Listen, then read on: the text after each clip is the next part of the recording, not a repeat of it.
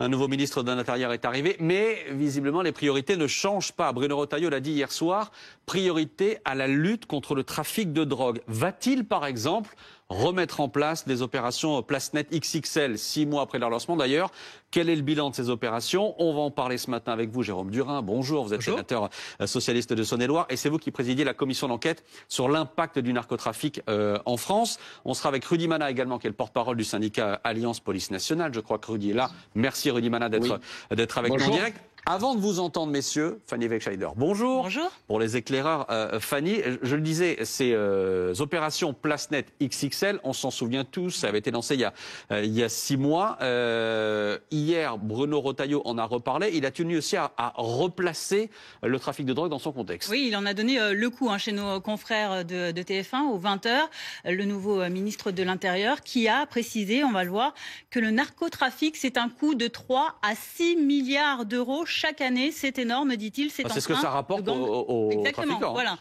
Oui, c'est le chiffre d'affaires. C'est en train de gangréner des parties du pays, c'est ce que dit le ministre de l'Intérieur, raison pour laquelle le successeur de Gérald Darmanin rappelle la nécessité de mettre en place une loi pour lutter contre ce fléau. Pour l'aider, il pourra s'appuyer sur les 50 pages d'un projet de loi que Éric Dupond-Moretti, l'ancien ministre de la Justice, a laissé sur son bureau, a-t-il dit, au cours de cet été.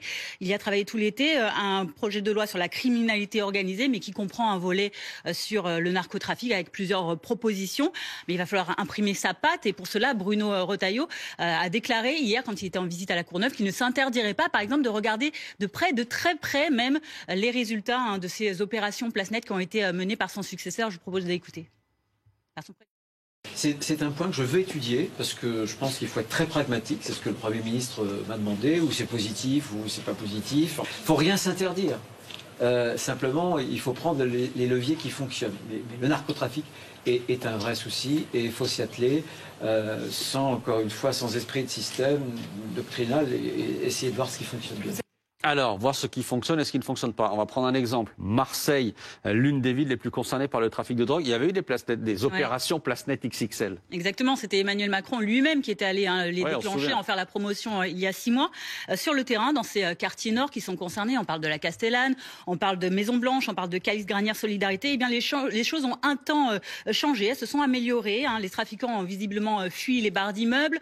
Les policiers étaient beaucoup plus présents. C'est ce que nous racontent les habitants sur place, mais 6 mois après ce lancement de ces opérations PlaceNet XXL, eh bien certains habitants dressent aujourd'hui un bilan un peu plus contrasté. De temps en temps, je vois des polices qui passent 2 minutes, mais après, il n'y a rien à changer. Les deals sont toujours là, les intimidations sont toujours là. Ce qui a changé, c'est qu'il n'y a plus les barrages. Les dealers, auparavant, ouvraient les voitures pour contrôler ce qu'il y avait dedans. Et puis autre changement, eh bien, les points de deal ont pris une nouvelle forme. Aujourd'hui, on parle aussi de ces livraisons de drogue à scooter. Le Uber Shit, on va en reparler dans un instant. Merci.